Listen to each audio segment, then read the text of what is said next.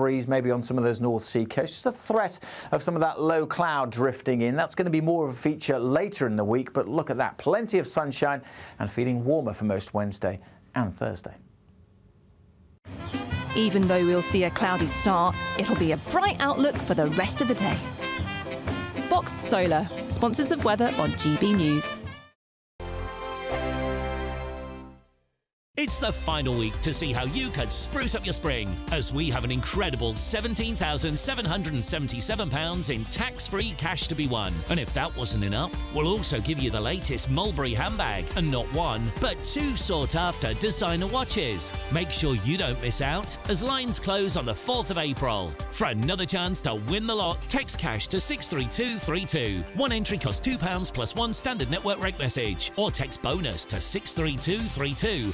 5 entries cost £5 plus one standard network rate message. Go to gbnews.com/win. Entries start from just £2. Call 0903 681 3232. Calls cost £2 plus your network access charge. Or post your name and number to GB12 PO Box 8690 Derby DE1 9TT. UK only. Entrants must be 18 or over. Lines close at 6 p.m. on the 4th of April. Please check the closing time if listening or watching on demand. Good luck. Sunday with Michael Portillo from 11, only on GB News. Claro uses seasonal produce for lunch and dinner. It's committed to contemporary Mediterranean food with Middle Eastern influences, aiming to mirror its sister restaurant in Tel Aviv. Chef Shadi Isawi leads the venture, and he joins me now. Thank you so much for being here. Well, here we have what we call our lamb tray. In the restaurant. It's one of the signature dishes that we have in Tel Aviv, running for almost 8 or 9 years. It's actually 2 to 3 lamb necks that are tied together and braised with our own mix of spices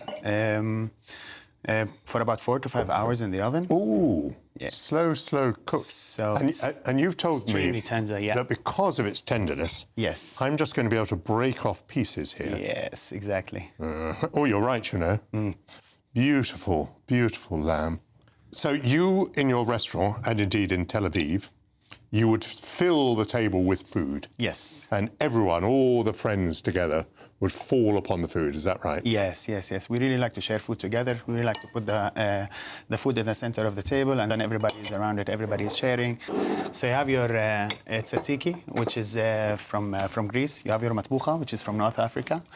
You have your lamb, which has the Middle Eastern spices in it, and let's say the European way of cooking it. You have the pickles, which are extremely Middle Eastern, especially the way we pickle them. Well, you have the fattiness of the lamb, you have the freshness of the leaves, you have the dairy of the tzatziki, a little bit of spiciness from the matbucha, a little bit of sourness and tanginess from the pickles. So it all fits together in one bite. Yes, and we do like to use our hands.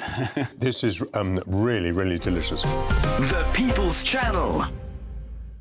Good Afternoon Britain isn't just about us. The wonderful thing about this programme is it's about everyone watching. It's an interactive programme. Well, there absolutely is something to see here, and we're going to be talking about it more. Whether it's breaking royal news, Please bring us up to date. or indeed a particularly punchy speech in the House of Commons, Very, very curious. we bring it to you live, and then we bring you live reaction as well. That's Good Afternoon Britain, weekdays from midday. Only on GB News, the People's Channel, Britain's news channel.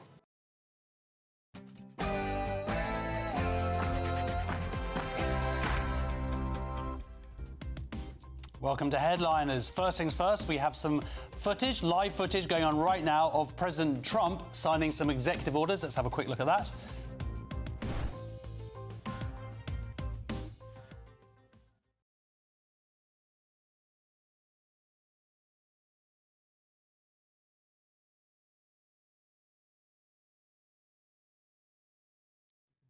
There you go. That's what President Trump looks like when he's signing some executive orders. We have plenty of stories going on right now in the world, but first things first, we are going to go to Tatiana Sanchez with the bulletins. If Ticketmaster sells a ticket, if you buy a ticket and go to a show, you're in a lot of ways their worst customer.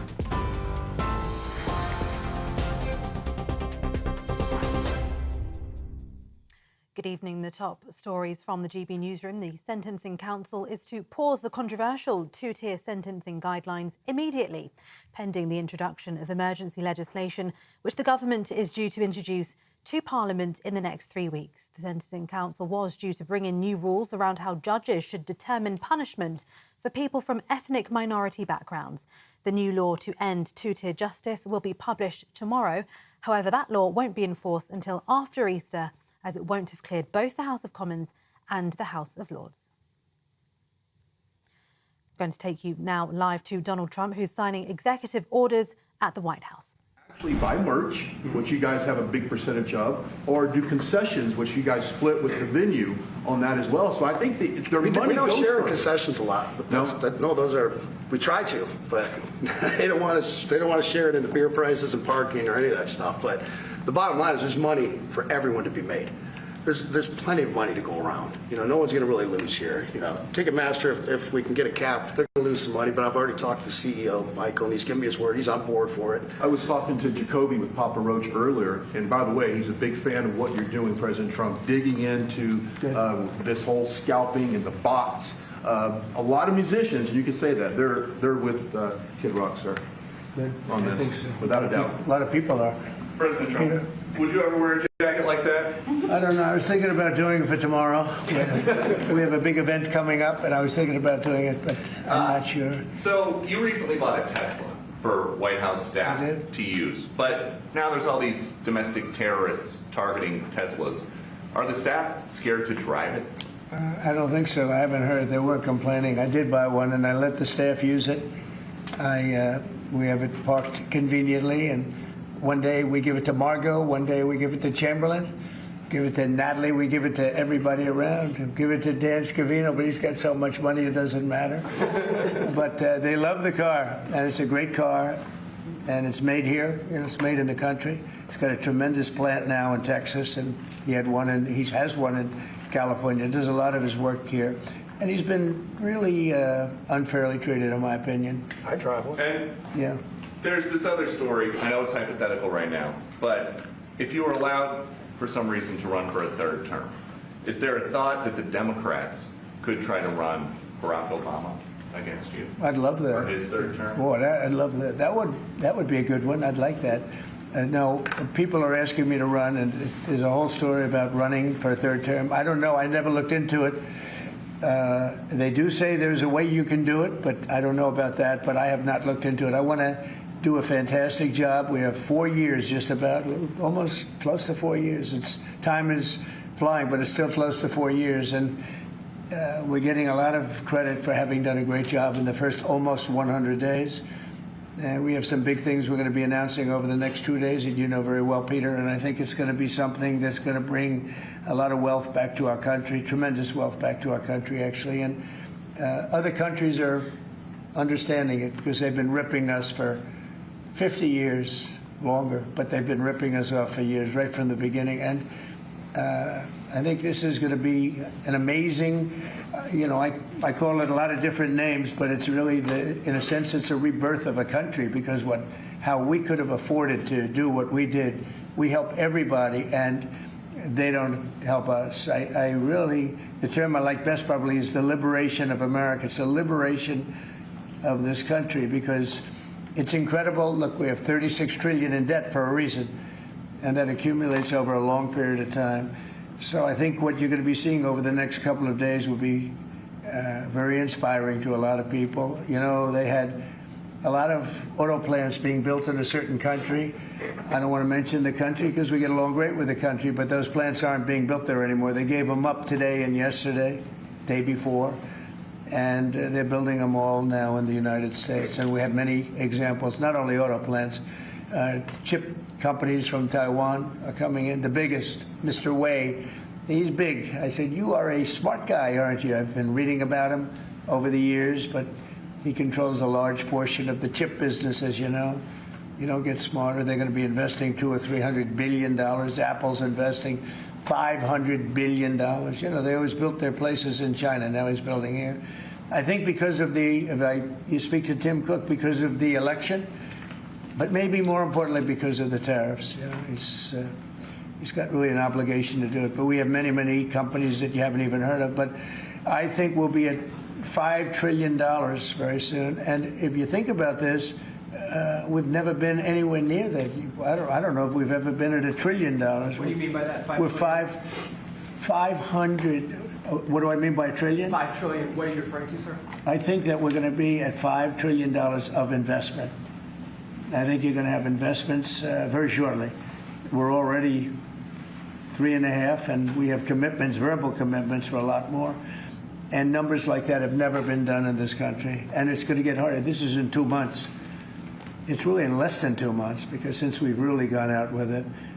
And we have other interesting things happening. But to me, the whole tariff situation, and essentially they've done that to us for many years. So if we're anywhere near $5 trillion in 2 months, this could be numbers like the country's never seen. And every time you hear a dollar spent, that's another job, because the jobs are coming with it. So auto plants, chip plants, pharmaceuticals, lumber coming in. We have things happening in this country. I'm not sure that they've ever seen it. Steel, we have tariffs on steel. They've been here for a while.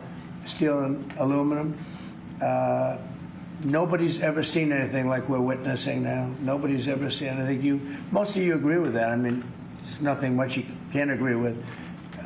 We have things happening in terms of jobs and investment, the likes of which I don't think we've ever seen. If you look at, let's say, $4 to $5 trillion in a period of a month and a half, that's even more than you do with your concerts, which are always sold out, right? Nobody's ever seen numbers. And think of it, where Apple's at $500 billion, as I said, but they always used to spend that money in China. Now they're spending it here. That means they're going to build. Now, they don't have any tariffs. Remember, there are no tariffs if you do your product here, if you build whatever it is in the USA. One of the things we're also trying to get is if you buy a car that was built in the USA, you get a deduction on interest. So if you go out and borrow money to buy a car, if it's built in the USA, never been done before, it's a big deduction for people that really aren't used to deductions, frankly, because people that buy cars like that are not big into the world of deductions. And now they're going to learn about deductions. So I think it's going to be great. Yeah. President, are you going to move ahead with a universal tariff or different individual tariff rates on a whole variety of different? Well, you're going to see in 2 days, which is maybe tomorrow night or probably Wednesday, you're going to see. And they're reciprocal. So whatever they charge us, we charge them, but we're being nicer than they were. We have a lot of countries, friend and foe. I always say friend and foe, but the friend in many cases is worse than the foe. They took advantage of us, and we are going to be very nice by comparison to what they were. The numbers will be lower than what they've been charging us, and in some cases maybe substantially lower, but we sort of have a world obligation perhaps. But we're going to be very nice. Relatively speaking, we're going to be very kind. Mr. President, you met with the chairman. Somebody said that about me the other day. They said, who doesn't know me very well, they said, "You're such a kind person." And I said, "Say that again." They said, "You're a kind person." I said, "I've never heard that before." It was a weird statement. I was kind. Who said that? I've heard of words that, I don't know, I better not tell you. I've been called a lot of things, but it's sort of a different kind of a word. It's like an old-fashioned word, isn't it? Mr. President, you met with the chairman of Stellantis today. Did Yes. he ask you for a pause on the auto tariffs? No.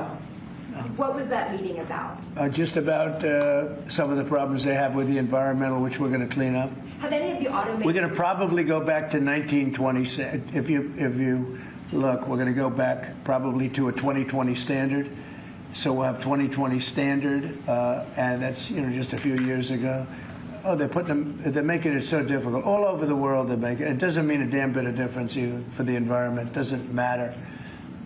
They make it impossible for people to build cars. So we're going to be doing much different. 2020 is a strong standard, but they've taken it to a level now that makes it very difficult to build a car. So we're going to be bringing it back to a standard that He's a very good environmental standard, but it makes it possible to build a car. Have you heard any concerns from the automakers, though, about the tariffs on parts that will go into effect over the coming weeks, about what that's going to mean for the price of... Well, I gave them a big break for a month. I didn't charge them anything, for a big month, for that first month, and they brought a lot of material into this country because they could bring it in without tariff. If you look at Canada and Mexico, they were driving hundreds of thousands of cars into the market because they avoid the tariffs by doing it before the tariffs go on, which would be Wednesday. And I looked at I saw some of your shows where cars are lined up for miles and miles. Some of them didn't have fenders on them. Some of them didn't have the roof on yet. They're driving it here brand new. They're driving it in because they want to avoid the tariffs. I let them have that. They sort of took advantage of it because, that wasn't part of the deal, but that's okay. They're great American car companies, and so I gave them a little break on that. Yeah. Are there any countries that you're not targeting on Wednesday? Well, it depends. I said it's reciprocal. Not everybody has made a fortune, but almost everybody has, but not everybody. And the ones that haven't, we're going to be very nice to them. And on a separate issue... Because that word reciprocal is very important. What they do to us, we do to them. Okay. Can I just ask you briefly on President Putin? You said over the weekend, or indicated over the weekend, some frustration with him. How serious are you about imposing oil sanctions on Russian I want to oil? see him make a deal so that we stop Russian soldiers and Ukrainian soldiers and other people from being killed. But mostly it's Russian and Ukrainian soldiers. They're losing at least 2,500 human beings, beautiful human beings, a week. And I wanted to stop. And some people would say, why do you worry about Russian soldiers or Ukrainian soldiers? I worry because it's like they're just like you people. They're like us. They're like all of us. And I seem to have an ability to do those things. And if I can do that, I think it's a very worthwhile thing to do. And I think we will. And no, I want to make sure that he follows through, and I think he will. I don't want to go secondary tariffs on his oil, but I think, it's something I would do if I thought he wasn't doing the job. I did it with Venezuela, secondary tariffs, and you know what happened? Every boat left the harbor. Did you see that? It was a beautiful thing to see. The whole harbor emptied out. My words weren't even finished. I have these massive ships. They're actually taking the hoses and dumping them into there. They couldn't get out of there fast enough because they know I don't play games. So I think he's going to live up to what he told me, and I think he's going to fulfill his part of the deal. Now, then you have Zelensky, and hopefully he's going to live up. I see he's trying to renegotiate the rare earth. We did something because, as you know, the Europeans get paid back the money that they gave, and we don't, because Biden is an incompetent president.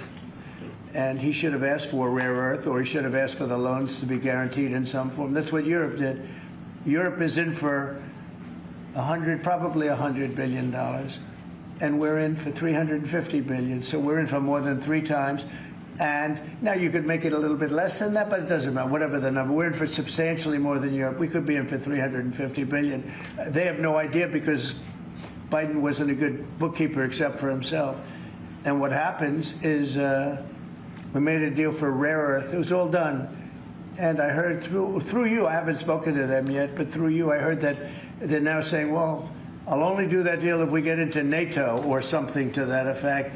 Well, that was never, number one, discussed. Number two, I think it's going to be long before Putin, they said you're not going into NATO. And it could be, that's probably the reason the war started, actually. We're hours away from a very special election. Wisconsin, Florida. I want to share your thoughts on Republican voters to not sleep on this. These are 2 very important races you got. Well, it's a big race, Supreme Court race in Wisconsin. It's taking place essentially as it was early voting, and so we'll see what happens. It's a big race. I love Wisconsin. We won Wisconsin. Republicans typically don't do very well in Wisconsin, but I did. I actually won it twice. I actually probably won it 3 times, to be exact. We played their side. Not probably. I won it 3 times. And we had a rigged election the second time, but that's, one of those things. We had to make this one too big to rig. Would you agree with that, Brian? Yes, too big to rig? Yes, sir. So anyway, but there's a big race, and I hope you get out and vote for the Republican. The woman is a radical left lunatic. and let's see who wins. But the woman will be very bad. And you know, Wisconsin's a big state politically, and the Supreme Court has a lot to do with elections in Wisconsin. So if whoever it is that's running, including, you know, even Senate races, etc., but whoever it is in 4 years that runs, having Wisconsin is a very big, you know, we won it early and big, but winning Wisconsin's a big deal. So therefore, the Supreme Court choice, that is the one you're talking about right now. It's a big race. It's going to be announced fairly shortly. President Trump, on TikTok, big week of deadlines. You got Liberation Day and the TikTok deadline. Yeah, this we week. do, which I can extend if I want, but we have a lot of enthusiasm for TikTok, for buying it. I think TikTok is good. I used it I was a great TikTok guy, and we won by 36 points, the youth. You know, we won the youth, which Republicans don't do. Maybe it's because Kid Rock likes Trump, I don't know, but we won the youth by 36 points, and I attribute some of that to TikTok. Is the TikTok deal, the negotiations now, tied to a bigger tariff deal with China? No, but you know, it could be. I mean, you know I've used tariffs for lots of different reasons, but I could see, you know, 1 point in tariffs with China, a big country, would be probably worth more than all of TikTok, as valuable as TikTok is. It's big stuff. So there's a great example. That's a great question, actually. I'm a very flexible person. I could use that for that. Like, maybe I'll take a couple of points off if I get approvals for something. I haven't done it. Maybe I'll do it, maybe I won't. But it's a very good question. Peter, you're very good. Thank you. You'll love this one. Go ahead. It's not front page news, but I am just curious. What is your thought about Tiger Woods now becoming part of the broader Trump family? Well, I love Tiger, and I love Vanessa, and they had a great relationship. I happen to think the relationship with my son, I happen to think the relationship was hurt very badly by the witch hunt that went on, Russia, and all the crap that they put Don through, who knew nothing about it. But Vanessa and Don had a very good relationship. They have incredible children, 5 incredible children, all good athletes, all great students. They're like great. And they broke up, you know, quite a while ago, and which was to me very sad because I think they're both great. Don and Vanessa, and Tiger actually called me a few months ago, and you have a very special, very good relationship with Tiger. I played golf with him a couple of times over the last month, and he's a fantastic guy and a fantastic athlete. And he told me about it, and I said, Tiger, that's good. That's good. I'm very happy for both. I just let them both be happy. Let them both be happy. They're both great. To follow up on China, China, South Korea, and Japan say they're going to work together in cooperation to respond to the tariffs that you're going to put into effect this week. Are you concerned that this move of the tariffs this week could push some of the United States' closest allies to work with China? No, I'm not worried about it. I'm not worried about it. Yeah. Mr. President, can I ask you I about think something? they have a chance of doing better, actually, with the tariffs. It can actually help them in a certain way. And I think a lot of them will drop their tariffs because, you know, they've been unfairly tariffing the United States for years. And if you look at the European Union on cars, the European Union already dropped their tariff down to 2.5%. It was announced a couple of days ago, which is what which is a very small tariff. The United States charged very little. And a lot of, I think I heard that India just a little while ago is going to be dropping its tariffs very substantially. And I said, why didn't somebody do this a long time ago? A lot of countries are going to be dropping their tariffs. About something that happened in France today, Mr. President. Marine Le Pen, the far-right leader, got convicted in court and is now banned from running for office for 5 years. Do you have a comment on that? That's a big deal. That's a very big deal. I know all about it, and a lot of people thought she wasn't going to be convicted of anything, and I don't know if it means conviction, but she was banned for running for 5 years, and she's the leading candidate. That sounds like this country. That sounds very much like this country. Okay, anybody else? You've been presented with a bunch of proposals for tariffs by your advisors. They've been talking about that idea publicly. And who? That your advisors have presented ideas to you about tariffs and what to do in the next 2 days. Have you settled? Well, you're going to see. I've settled, actually a long time ago. Yeah. But we talk about it. We talk about it a lot. We want to do what's right for the country and even the world. You know, it affects the world, not just this country. This has been the piggy bank for the entire world. So it really does affect the world, and that's important to me also. Yeah. Yes, Mr. President, in the past you have said that you want the quick return of Austin Tice, a Marine Corps veteran and a journalist who went missing in Syria over 12 years ago. Yeah. Have efforts been made to locate Austin Tice been extended beyond Syria, including potential leads in Iran? And do you have plans to get in touch with Miss Deborah Tice, the mother of Miss Austin Tice, and also at the same time, organizations like Hostage Aid Worldwide have been on the ground in Syria, searching for Austin Tice for many years. Can I get your comment on the future, potential future plans to locate Austin Tice and to bring him home finally? So we've been looking, as you know, for Austin for years. I don't know about Biden. I don't think Biden was looking for anything, but we were. And there's been virtually no sign, you know that. There's been no sign of Austin. An incredible young guy. Be less young now. I mean, it's been a long time. It's been many, many years. The mother is fantastic. She's a very committed mother that her whole life is to find her son, who was in Syria and just disappeared off the face of the earth. So, you know, a lot of bad things happen. But we're always... You know, we will never, until we find out something definitive, one way or the other, we'll never stop looking for him. But we have been, and the response, it's just a lot of dead ends. He's been gone for a long time. The problem is there's never been a sighting. You know, sometimes you'll have somebody you're looking for him, and there's a sighting. There's never been a sighting of Austin. But we are out there, and we have great respect for his family and for his mother. She's been unbelievable. Yeah, please. Mr. President, a question about... no, behind you. Yes, you've had outreach with the leaders of Russia and China. You've made an outreach to Iran. When are you going to plan to reach out to North Korea and Kim Jong-un? Anytime in the near future? Well, I do. I have a very good relationship with Kim Jong-un. Now, you people hate to hear that, but it's very important. I got along with him fantastically, as you know. It started off very rough, very nasty. Little rocket man, the whole thing was a nasty deal. And then one day we got a call that they'd like to meet. We met. We have a great relationship. And yeah, we have, there is communication, yeah. I think it's very important. You know, he's a big nuclear nation. And he's a very smart guy. I got to know him very well. You remember I put my foot across the line and then I walked across the line. I don't know if Secret Service was thrilled with that. They actually wasn't. They were not too thrilled. But I have a very good relationship with him. Yeah, we'll probably do something at some point. Yeah, please, Jeff. Who's on your short list, Mr. President, to replace Elise Stefanik as U.S. Ambassador to the UN? So we have a lot of good people that want it. First of all, Elise is fantastic, and I just don't want to take chances where you guys saying, how's the election going? We have a congressional election that's a little bit close. I guess the one is in good shape, but the other one's a little bit close. But Randy Fine is a great guy.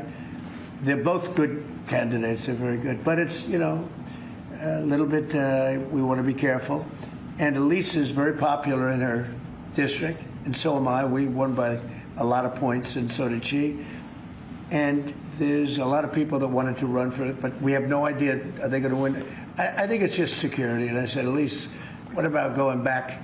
Because they love you there, and she's going to take a big leadership position with Mike Johnson and the group, the speaker.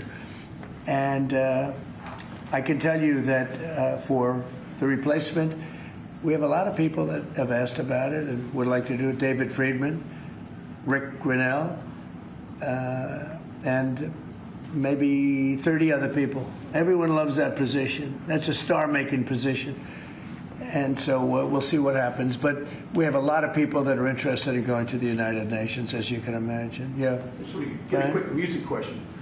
Favorite song to play live is what? And then my question for you, Mr. President, your favorite rally you did last year, 2024. What was your favorite one? Favorite song to play live? Yeah, favorite song to play live. Oh, that's a tough one.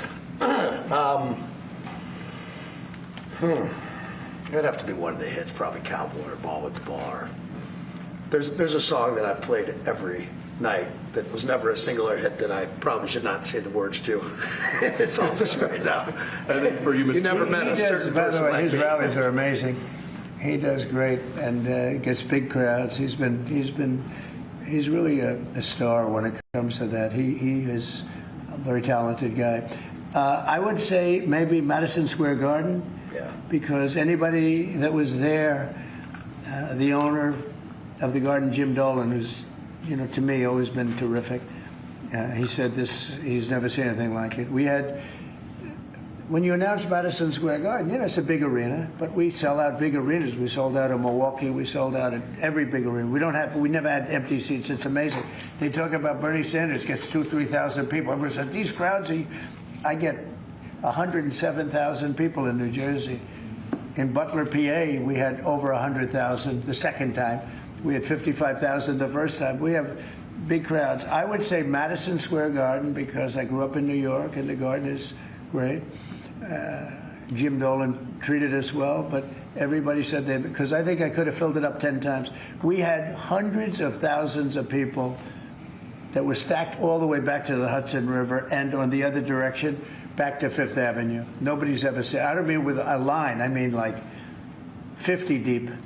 Like 50 deep this way. The streets were closed, the whole thing, it was crazy. And when you take that, you want to do well at Madison Square Garden. You don't want to have empty seats.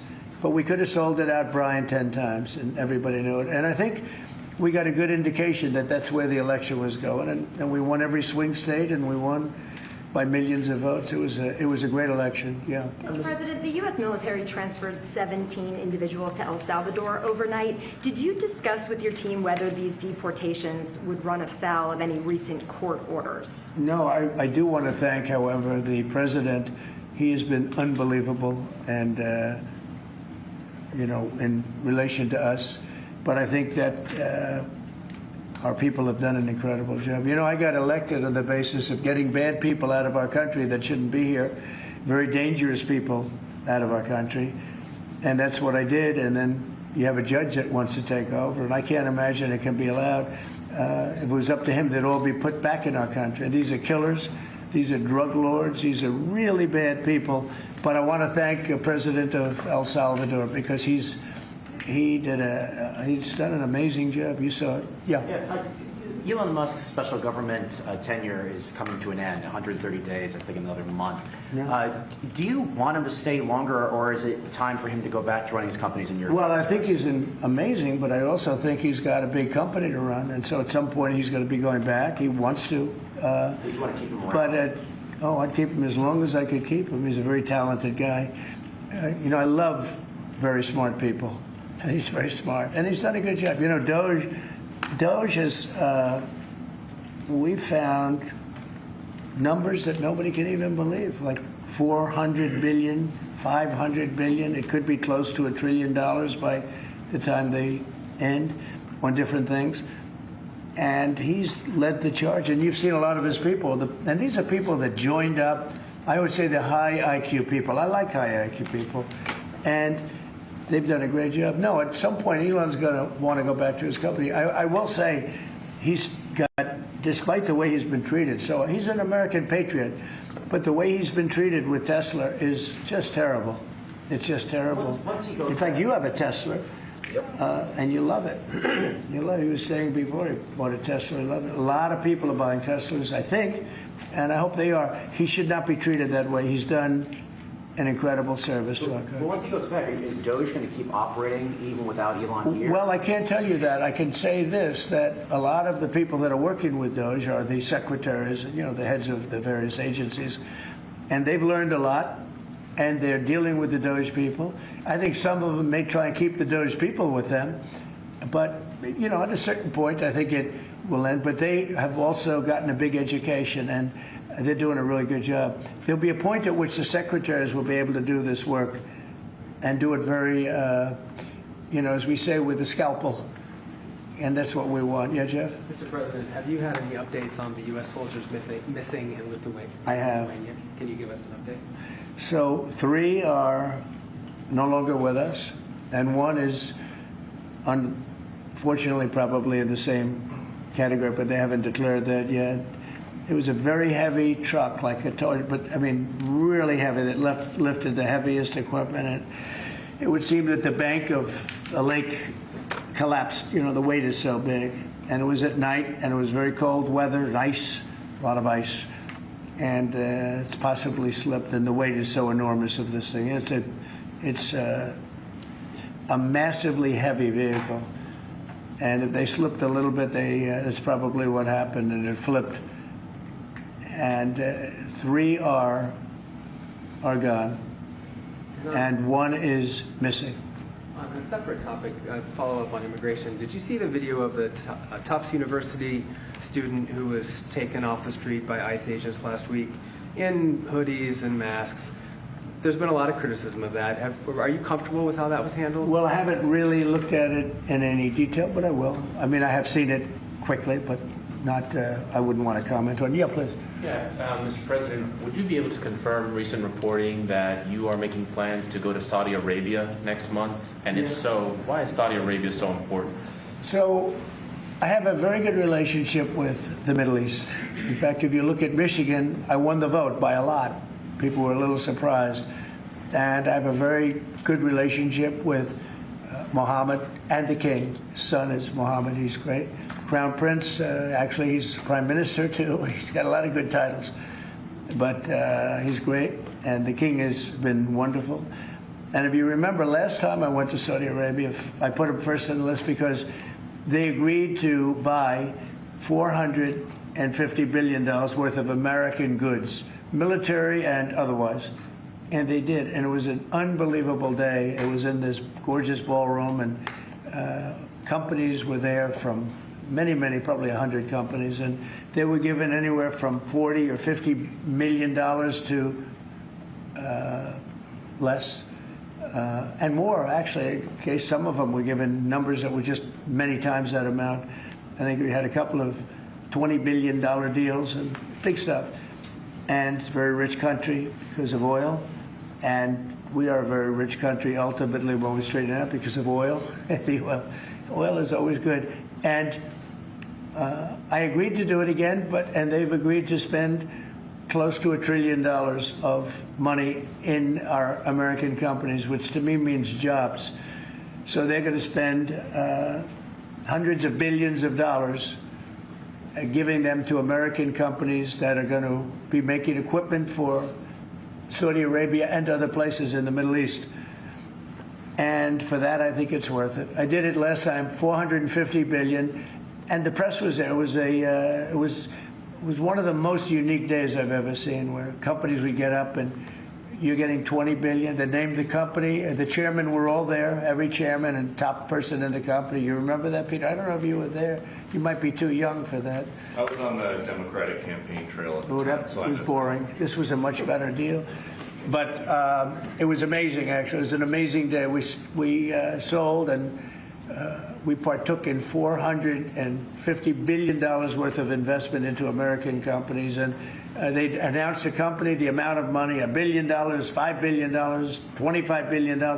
And the chairman of the company, many of whom, you know, well-known figures, prestigious figures, great business leaders, they went up, they shook the hand of somebody, and they would sit down, and we just had a big investment made. So it was a record. Nobody ever beat it before. $450 billion worth of jobs. I view it as jobs more than anything else. And now we're close to $1 trillion, so it's more than double the number that we did when I first came to office. And this trip takes place next month.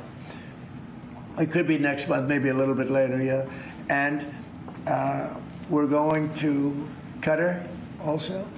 And also we're going to possibly a couple of other countries. UAE is very important. It's a great leader in UAE. And I had his brother here the other night, if you saw that. We had a wonderful guy, a wonderful family.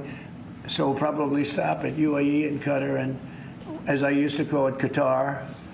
Nobody's ever told me right or wrong. I always like to say Qatar, but it's Qatar. They like to say Qatar. And Saudi Arabia, the three of them, and then we'll go other places also. But in the Middle East, those seem to be the three. And again, tremendous amounts of jobs will be created that in those 2 or 3 days. Thank you very much, everybody. Thank you, press. Thank you, press. Headed out that door right there. Thanks, guys. Thanks, guys. Thanks, guys. Wait. Well, that was good. Okay, ready, everybody? Now, you better do well with this. He's going to do it. Make sure everything is nice and clean, right, for your Make America fun because again. you're not in a clean industry.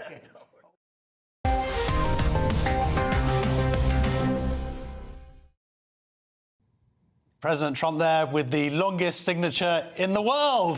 Hello and welcome to Headliners. We're going to give you the best of tomorrow's newspapers with the best of today's comedians. First things first, let's have a look at the front pages. Telegraph, Trump, no free trade without free speech. He's obviously big into free speech, as we've just seen. Mirror, glitters victims' victory. The Mail, two-tier race guide row. The Times, Trump's tariffs will hit Britain, admits PM. Guardian, furious Le Pen rails against ban on running for French presidency. And The Star, madness of King Don. So, welcome, my fellow headliners. Good evening. Happy birthday. Let's get that out. If he's still watching. He is. Well, it's a good question after that, because that would have tested him. Yeah, my father is 95 years of age today, so happy birthday. And I brought him out a cake, which we shared a bit of this cake in Norfolk a few hours ago. There it is. And I brought the rest of it here to enjoy on set. Well, that's happy birthday. Happy birthday, old man. Happy birthday. So, look, let's start with some front pages. Let's start with the Daily Mail, Aideen.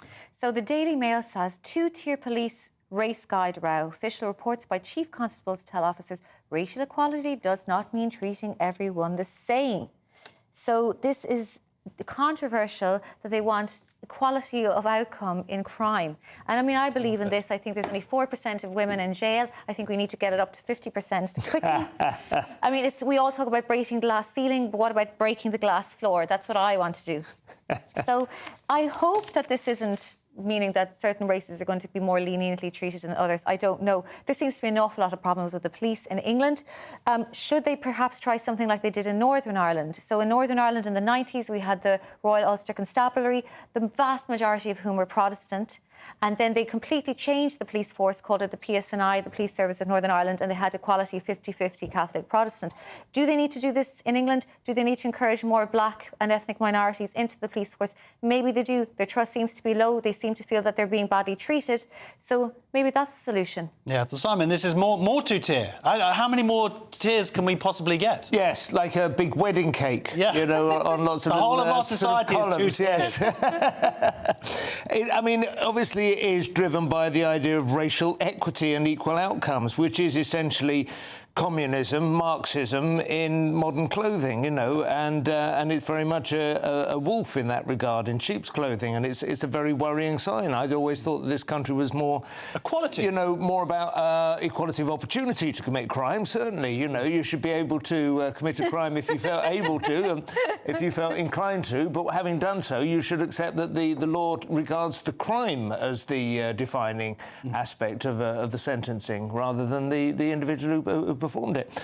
How this stuff is still getting traction is extraordinary, but they have a view that the police force itself is creating this discrepancy. Because the other thing we've seen, of course, is the criminal justice system. The idea being that there are going to be different sentences given out. They have now backed down the Sentencing Council. I imagine because Robert Jenrick is taking some credit for that. Yeah, incidentally. well, because they thought you know, now they've been threatened with closure, and suddenly, because they were very sort of bellicose before, they're like, no, we're keeping it as is. This is what we believe in, and now that the government got serious about it, and there's been such an uproar, they've kind of gone, oh, OK, actually, well, yeah, sure. You always wonder with things whether there is any sort of back channel opening up, and it has, I suppose, to some extent, you could say it's been an opportunity for Starmer to show that he has got a certain amount of grit, that he isn't going to be sort of kicked about by these left-wing extremist activist groups, and has demonstrated that he is, you know, that he does have limits, because I think until this point, people associated this kind of nonsense with him. Yeah. So in a sense, it's been useful for him. I mean, as a woman who's been thrice arrested, I've found... Thrice arrested. Wow. I have found that the police system has been very lenient on me as a woman. Really, I got off with a lot more than I deserved because I was... The fact that you're still sitting here, thrice in your No, ouches, it's not that. It's because you're a white woman, is the point. Daily Telegraph Simon, free speech. Yes, this has arrived quite late and it's in a tiny print, so I can't go into extraordinary detail on it, but it seems that, broadly speaking, Trump is determined, and we got a taste of this, of course, from Vance as well when he was speaking in Europe a few weeks ago. They are determined that American notions of free speech should be observed in countries with which they wish to do free trade. And being somebody who supports free speech, this is a bit of a conundrum for me, because on the one hand, I don't like to be kicked around and bossed around by America and given terms of conduct in our own country before we're allowed to play what seem to be, generally regarded as the reasonable rules of trade. But on the other hand, he's right, and our country is drifting into an authoritarian, dystopian hellhole. So what we need if it is Trump who will drag us out of it by the scruff of our necks, then I probably have to applaud That's that. a great point, isn't it, Nadine? That really what Simon's saying is that we need an authoritarian hellhole to tell us to stop being an authoritarian hellhole. I think everybody would support a dictatorship if that dictator did exactly what they wanted, and Simon, you definitely would. Yes. Now, the problem with this is that Trump is not really the free speech doyen that we think he is. People's text messages are being read now as they enter the US. There was a French lecturer recently who was banned from coming in because when they read his text messages, he had anti-Trump text messages. Now, I've personally been texting people really positive things about Trump because I tend to go on holidays there. Say something about him now. I really hope I get to guy. see him. Just a glimpse. There's a big picture on the front page of somebody called Livia Tusiki-Bolt, who was prosecuted for holding a sign up near a Bournemouth abortion clinic saying, "Here to talk if you want to." Now, I mean, I think that is obviously an issue that is a lot more inflammatory in America, but I do tend to regard an arrest of that kind as outrageous. Time, Simon. Let's have a look at some of the stories inside the newspapers. Please remind me once again, who is it that the police are meant to serve? Oh, OK. Which one is this? Police threatened couple with arrest. OK, police... Story 4. Story 4. I don't think I have it. Do I have it as 4? Do you want to take my copy? Oh, here we go. Sorry, yes. Police threatened... Yes, well, this one has been running on for some time, hasn't it? The police threatening... No, well, this is the new one. New one. This kind of thing. 6 police officers showing up and arresting people in front of their children. This time, police have visited Dave and Viv Boardman, who sound like a bit of a laugh, don't they? Dave and Viv. I can't believe they were up to anything particularly Sounds like a illegal. They'd sent some emails. Yeah. Some emails. They had a row over fundraising for a women-only event, and I think it was in Hebden Bridge, so that's obviously a good start in West Yorkshire, where women-only events are pretty much normalised, I think. Anyway, it's all sort of rather icky. There's a Labour councillor who has been... I don't believe they're Labour anymore, but let's not mention names and whatnot. But the point is, this is the police once more coming in and sort of doing the biddings of other people, seemingly just go, "Oh, you've sent some emails," and stop doing it. And they haven't actually broken the law. That's the point. In much the same way that you say that we're all in favour of authoritarian regimes if they're on our side, I think the police are a bit like that at the moment. Yeah, I think what the police are, they're just lazy. And what's easier, if somebody's gotten their bike stolen, almost impossible crime to solve, or you can just call over to these nice couple and give them a little bit telling off. I mean, when I had my stalker, obviously, I'm doing very well. The police gave him a little phone call. And you know what? I think it sorted it out. A lot of this stuff could just be dealt with if we just acted like human beings. The funniest thing about this is that the daughter of this couple was fired from her post because she started a debate in the university in which she was a music lecturer about whether drag acts were sexist. And I was like, I love drag acts, but they're totally sexist. That's the whole point. This is a parody. None of them are dressing up as Julie Bindle. This feels like the Spinal Tap distinction. Sexist. What's wrong with being sexist? Not there's anything wrong with dressing up like Julie Bindle, but the point is it's all like a ridiculous caricature of... Yes, it's a caricature of feminism, which I find hilarious, but it is sexist. But then I am... Minimum amounts of crime in Hebden Bridge, as a rule. All right, well, look, we have a couple more front pages we're going to talk about in a second, and some really interesting stories, including British Empire taught Muslims homophobia, claims historians. We're going to get straight into that story in a second. See you in 2 minutes. OK, so...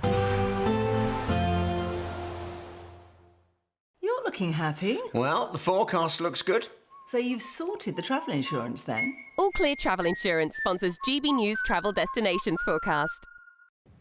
Hello, here's your latest winter sun forecast brought to you by the Met Office. We'll see some sunshine, a few showers across the western Mediterranean on Tuesday. Thundery showers the further east you go. So for the Canaries, Madeira and Portugal, a mixture of sunshine, a few showers. Plenty of sunshine across much of Spain, and then we run into some very unsettled weather across central and eastern parts of the Mediterranean. Some thundery downpours here could give a few flooding issues in places. Things do improve in the east over the coming few days, but we'll see showers then developing further west. All Clear Travel Insurance sponsors GB News Travel Destinations Forecast.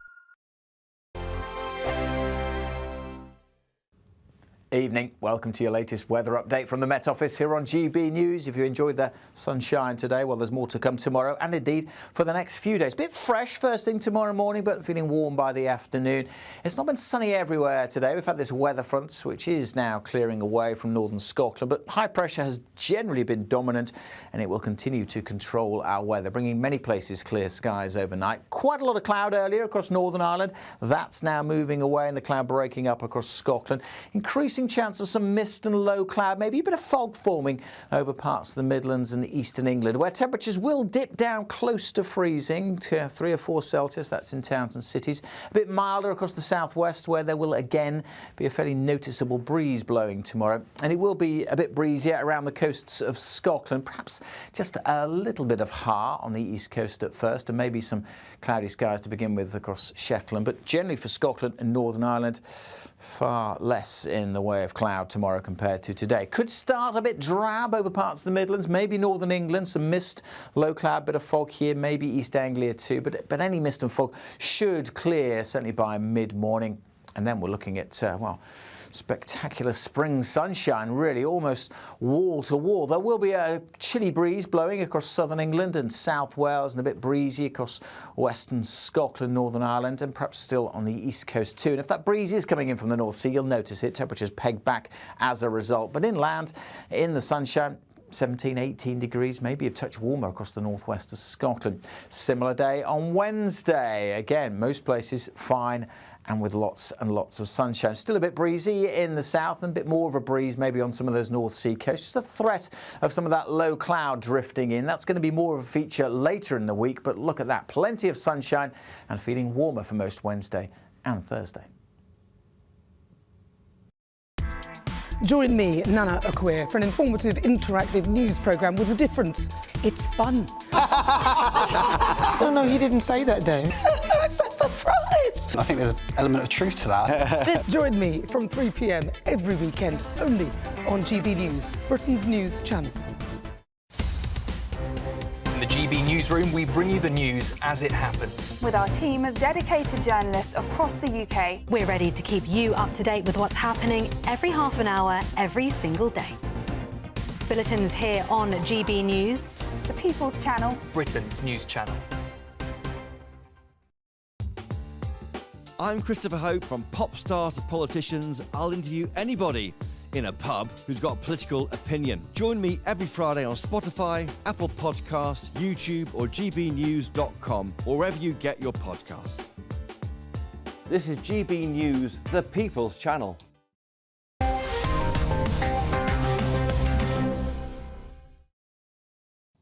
Welcome back to Headliners. Let's have a look at some more front pages. We have The Guardian, Aideen. So furious Le Pen rails against a ban on running for the French presidency. The far-right leader found guilty of embezzling EU parliamentary funds, and now they don't want her to run for the presidency in 2027. She's furious. She is furious, and her arms are folded, and she's doing that French Gallic shrug. But even though I'm not a fan of Le Pen and what she did is bad, I think banning her is just going to rally cry more far-right people in France. Musk agrees with you. Yeah. Well, that's good. We're tight. And, I mean, the French especially don't like being told what to do. There was a case in 2020 where the mayoral candidate was a porn film of him was leaked. He resigned, and the French outrage was not that he had made a video of himself and sent it to a woman he wasn't married to. It was that he had resigned. We are not Puritan Americans. We should be allowed to do what we want. How have you got to this story? I don't understand. This is about Le Pen. Now, this is, whatever you think of Le Pen, this is a threat to democracy. If they're using this as what we've seen, of course, in America with Trump, now we're seeing it. It's not like the EU are going after left-wing or far-left politicians for it seems like the excuse they're using here, the misuse of EU funds, it's not like they've stolen this money to use it on their own buying sports cars. They're using it on staff. Or motorhomes. Yeah. Or what? No, absolutely. There's no suggestion that she has used the embezzlement for self-enrichment. Apparently they have gone after some centre and centre-left parties in the past, but they have not disbarred them from running. That's the point. And she's under actual house arrest. And I am astonished, yes, that they've gone straight to this without even trying to assassinate her first, which you would think at least one nicked ear before they move on to lawfare. But obviously they decided they didn't have the time. I think you're right. I think it is going to backfire, and it's not as if she's the only, they call them far right in The Guardian, though she was literally the most popular candidate at this point. So I don't know at what point you have to accept the Overton window, or le voiture Overton has shifted somewhat to the right. Right. Well, look, you know what? We've got time for this story, which I think is actually the best story of the day. It hasn't been on any of the front pages. Okay. Telegraph, 18. And it turns out that British people are to blame for everything ever. And he's Irish. Yes. As an Irish woman, yeah, we're pretty on board with that. Yeah, the idea that the British Empire taught Muslims homophobia against horror of same-sex relationships did not exist in Islamic culture before the 19th century, says an Oxford professor. Professor Diarmuid MacMulloch, who is speaking in Oxford. MacCulloch. Not MacMulloch. MacCulloch, I'm so sorry. And he's one of yours, come on. Yeah, repronounce my Celtic pronunciation. It's very funny because they really ran with the homophobia when they learned it, didn't they? They took it to their heart. However, homosexuality as a concept didn't really exist until the Victorian times. You know, there was a bit of fluidity. It wasn't really discussed in the same way that we do anyway, so it didn't really exist anywhere. So, Simon, this is interesting because if the British created it and it's nothing in Islam, then how come Islam hasn't abandoned it? Well, they got stuck in a moment they can't get out of, bless them. But it's quite interesting how I think he's projecting to some extent. I will say he's a very significant historian. I'm aware of him. He's written some very decent books on historical figures, mostly within Christianity or Christendom, the Reformation and so on. So he's not just like some new woke twit who's like spouting nonsense to get press. But I think he is projecting a little bit on this one. He says that the British Army were so extraordinarily masculine when they defeated the Saracens and the Turks and the Moor that's what turned them. Right, the show is nearly over. Let's take another quick look at Tuesday's front pages. Telegraph. Trump, no free trade without free speech. Mirror, glitters victims victory. Mail, two-tier race guide row. Times, Trump's tariffs will hit Britain amidst PM. Guardian, furious Le Pen rails against ban on running for French presidency, and the star of Man is King Don. That's it for tonight's show. Thank you to my guest, Aideen Simon. I'll be back tomorrow at 11 p.m. with Kerry Marks and Lewis Schaefer. If you're watching the 5 p.m. repeat, have a lovely day.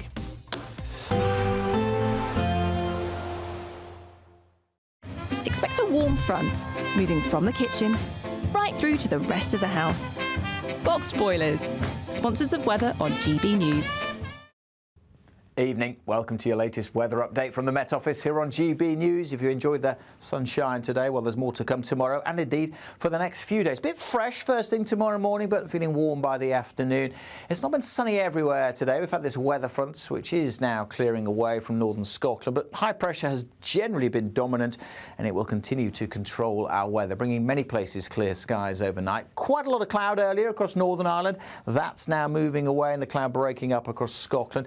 Increasing chance of some mist and low cloud, maybe a bit of fog forming over parts of the Midlands and eastern England, where temperatures will dip down close to freezing to 3 or 4 Celsius. That's in towns and cities. A bit milder across the southwest, where there will again be a fairly noticeable breeze blowing tomorrow. And it will be a bit breezier around the coasts of Scotland, perhaps just a little bit of ha on the east coast at first, and maybe some cloudy skies to begin with across Shetland. But generally for Scotland and Northern Ireland, far less in the way of cloud tomorrow compared to today. Could start a bit drab over parts of the Midlands, maybe northern England, some mist, low cloud, bit of fog here, maybe East Anglia too, but any mist and fog should clear certainly by mid-morning.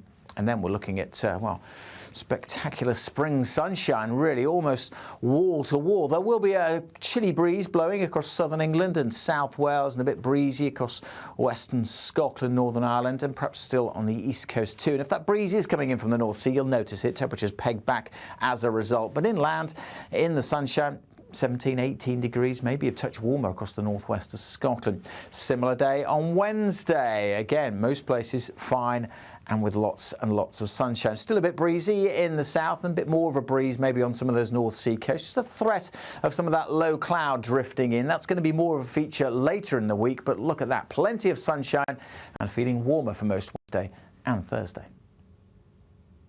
Expect a warm front, moving from the kitchen right through to the rest of the house. Boxed Boilers, sponsors of weather on GB News. It's the final week to see how you could spruce up your spring, as we have an incredible £17,777 in tax-free cash to be won. And if that wasn't enough, we'll also give you the latest Mulberry handbag, and not one, but two sought-after designer watches. Make sure you don't miss out, as lines close on the 4th of April. For another chance to win the lot, text cash to 63232. One entry costs £2 plus one standard network rate message, or text bonus to 63232. 5 entries cost £5 plus one standard network rate message. Go to gbnews.com/win. Entries start from just £2. Call 0903 681 3232. Calls cost £2 plus your network access charge. Or post your name and number to GB12 PO Box 8690 Derby DE1 9TT. UK only. Entrants must be 18 or over. Lines close at 6 p.m. on the 4th of April. Please check the closing time if listening or watching on demand. Good luck. Exciting news. Every Friday, my Patrick Christie's Tonight Show is going to have a twist to it. We're welcoming some special guests. You. That's right, on Fridays I'm going to be doing my show in front of a live studio audience, because this show is about you and what you have to say. It's going to be the same big debates, same big topics, same big opinions, but every Friday night at 9 p.m. you are invited to come on down to Patrick Christie's Tonight to be a part of the action. Only on GB News, the People's Channel, Britain's news channel. Hi, I'm Michelle Dewberry, and my show is your opportunity to cut through all the noise and dive in headfirst to some robust debates. Ideas clash. Situation, isn't it? Because the failure is... You're deliberately avoiding my point. Nothing's held back. And if you think this is the end of it, wait for more. And we do not shy away from the difficult stuff. Sometimes I want to shake people and say, if only you understood. So join me on Jubes & Co. weeknights at 6 p.m, only on GB News, Britain's news channel. Mornings don't have to be tiresome, especially if you have the right company. Wake up to news as it happens, opinion and debate, and of course, a little bit of entertainment too. Because when the kettle's on, we're on. That's Breakfast on GB News, a show worth waking up for. Every morning from 6 a.m. Only on the People's Channel, Britain's news channel. We'll spread the news, you spread the word.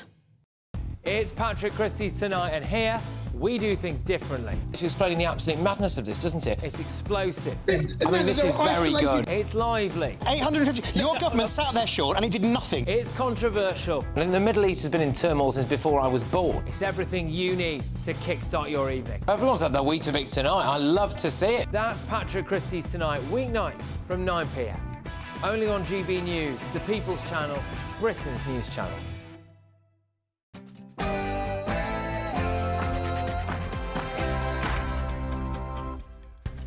Very, very good evening. Hello and welcome to GBN Tonight with me, Martin Daubney. The Prime Minister is pushing world leaders to come together and crush the ruthless gangs behind